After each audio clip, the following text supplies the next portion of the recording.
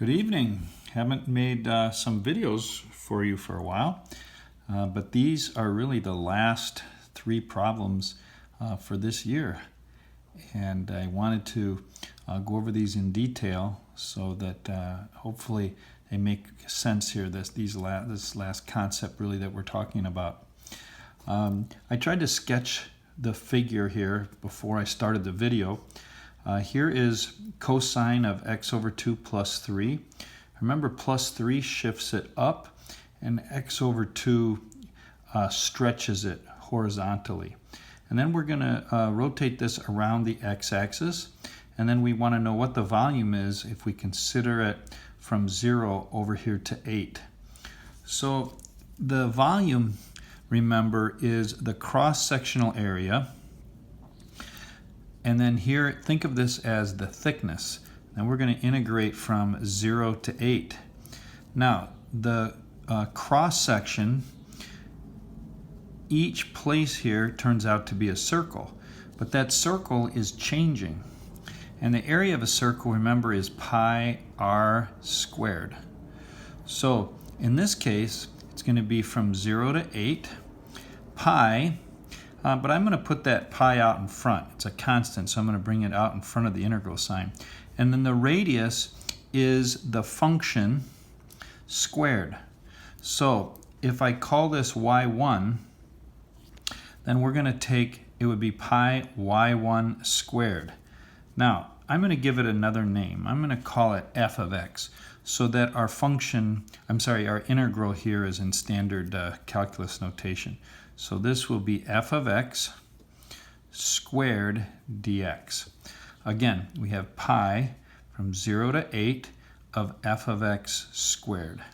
Now, if I type this into the calculator, okay, so I'm going to go to y1, and y1 would be cosine of x over 2 plus 3. And if you hit zoom 6, you'll see that curve there. Okay, and then I rotated it around the x-axis. Now, when I plug this into the calculator, then I'm going to put the pi out in front, but it doesn't really matter. This will be math 9, and then it's going to be y1 squared. So y1 squared, that's my pi r squared, comma, my variable is x, and then I'm going to integrate from 0 to 8. Okay, and it takes a little while to calculate that, but not too long. So this turns out to be 211.784 units cubed. Okay, cubic units, because it's a volume. Now, in number 2, we have a similar, we have exactly the same function here that is the upper curve, but then there's a curve down here which is a parabola. And I'm going to rename this to be f of x and this to be g of x.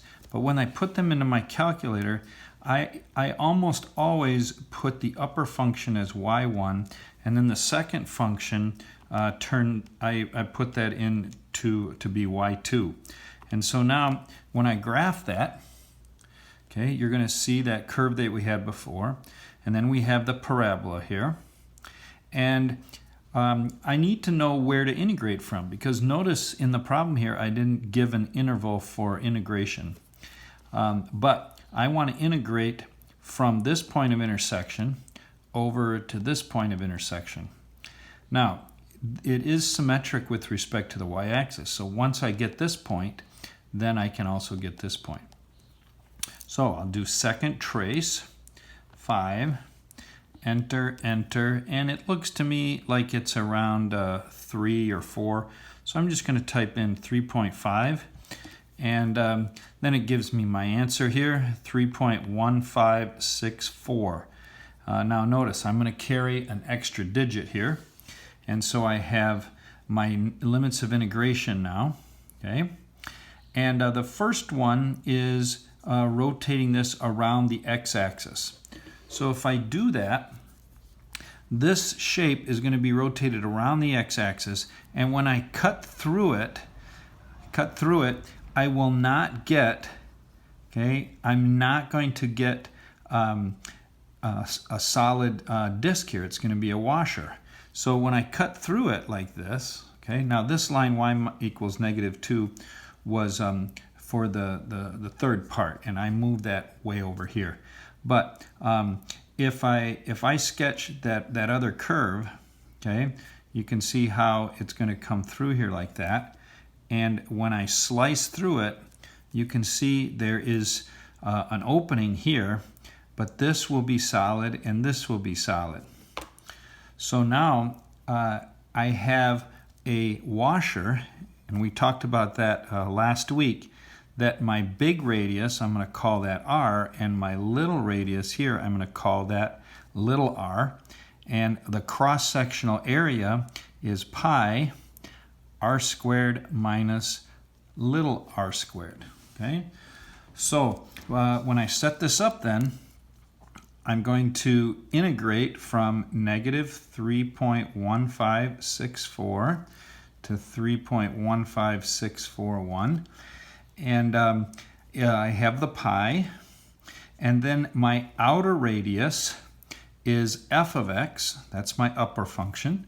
So this will be f of x squared minus g of x squared dx. Okay? So here's my capital R, here's my little r, capital R squared minus little r squared. Now notice on the notation here, it's very important that it's big R squared minus little r squared. You don't want to take capital R minus little r and then square that quantity. You have to square it first and minus the square here. Now another thing that I could do is, instead of integrating from -3.15 to +3.15, is I could just integrate from 0 to 3.15641 and then double that volume. But let's go ahead and calculate this. Now once again, whenever I do this, I get in a habit of my upper function being y1 and my lower one being y2. So now when I get out of the graphing screen, now I'm going to go pi, and then it'll be math 9, and then I have y1. So here's y1 squared minus, and then it's y2 squared, comma x, comma -3.15641 and 3.15641. And so I make sure I have 15641, 15641. And now when I do that integration, I get a volume of 201,831. 201,831. And again, that is cubic units.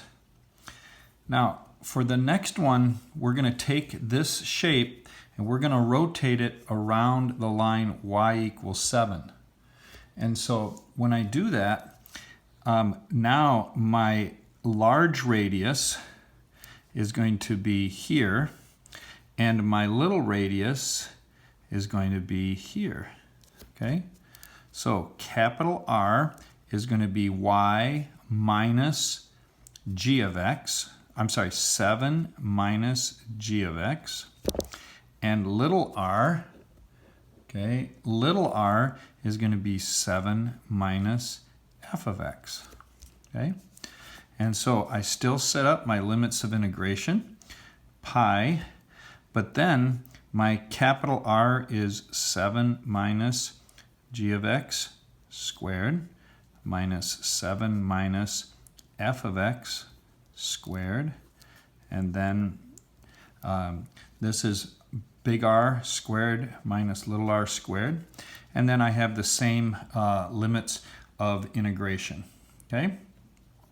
And then for the next one, we're going to rotate around y equals -2. So this time, my capital R and my little r switch.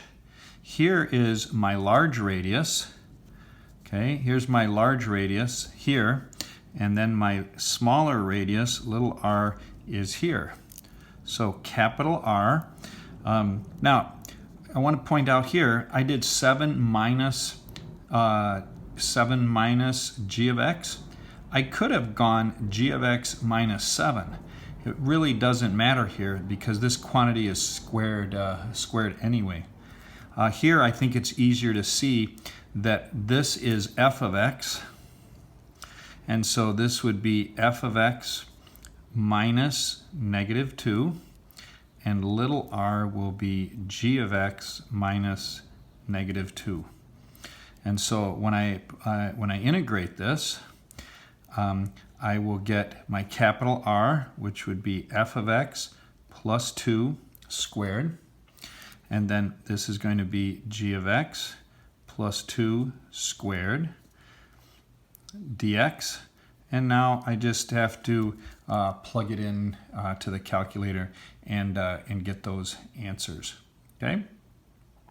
Now, again, when I do this, I want to get three places here, but I'm going to leave those for you to finish off. Now, in number 3, this is really a different problem because we're not rotating it around a line.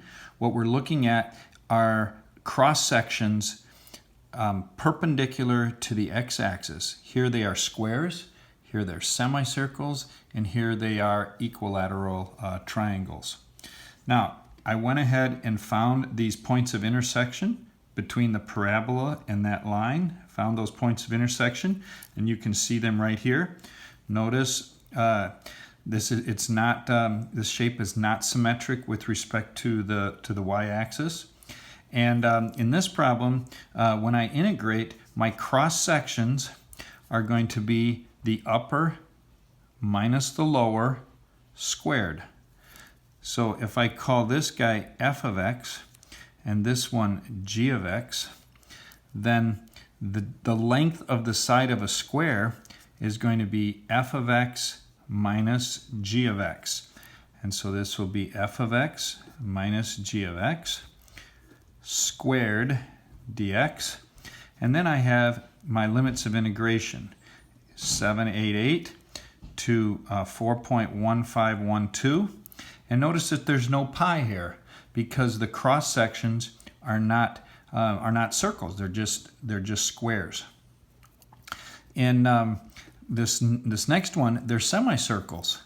Now, when you have a semicircle, we need to find the radius, and the radius will be the upper minus the lower divided by 2. So this will be f of x minus g of x divided by 2. And so when I integrate now, okay, my cross sections are half of a circle. Okay, so the area is 1/2 pi r squared. So this will be 1/2 pi, and then the radius squared is this expression. So we have f of x minus g of x all over 2 squared dx. Same limits of integration. So now we can actually come up with those values. Now, in the last one, these were equilateral triangles.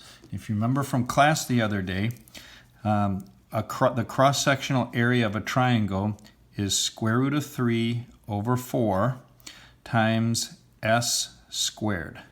Okay, so if this is s, okay, if this distance is s, then the area of that equilateral triangle is given by the formula root 3 over 4 s squared.